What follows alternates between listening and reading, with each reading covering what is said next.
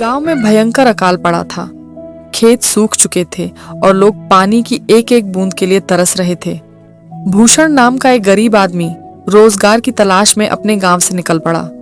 चलते चलते वह विजयपुर गांव पहुंचा। वहां उसका कोई ठिकाना नहीं था और काम भी नहीं। भूषण एक अमीर किसान जगत सेठ के घर पहुंचा और काम मांगा। सेठ जी ने बताया कि उनके पास 50 गाय और 50 भैंस हैं। उनका गोबर साफ करना होगा और सुबह शाम चारा पानी देना होगा। महीने के 200 रुपये मिलेंगे और 2 वक्त का खाना भी। भूषण ने काम करने की हामी भर दी और गौशाला में रहने की इजाजत भी मांगी। सेठ जी मान गए। अब भूषण रोज मेहनत और ईमानदारी से जानवरों की सेवा करता। उसकी देखभाल से दूध की गुणवत्ता बढ़ गई। सेठ जी खुश हुए और तनख्वाह 400 रुपये कर दी। धीरे धीरे भूषण ने पैसे बचाकर एक छोटा सा घर बना लिया। एक दिन भूषण ने सेठ जी से कहा कि गांव में चोरी बढ़ गई है। उसके पास जो पैसे हैं उन्हें घर में रखना सुरक्षित नहीं है। सेठ जी ने सुझाव दिया कि पैसे जमींदार के पास रख दो, क्योंकि लोग कहते हैं कि जमींदार ईमानदार है और उसके घर पहरेदार भी हैं। भूषण जमींदार के पास पहुंचा और 5,800 रुपये सुरक्षित रखने के लिए दे दिए।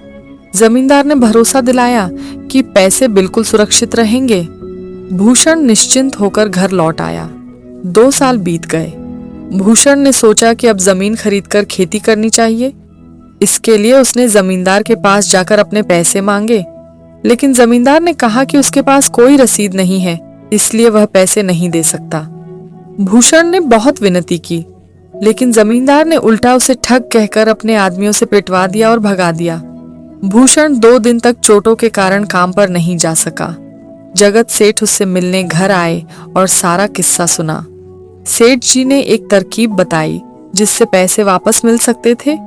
अगले दिन जगत सेठ एक सूटकेस में नकली नोट भरकर जमींदार के पास पहुंचे।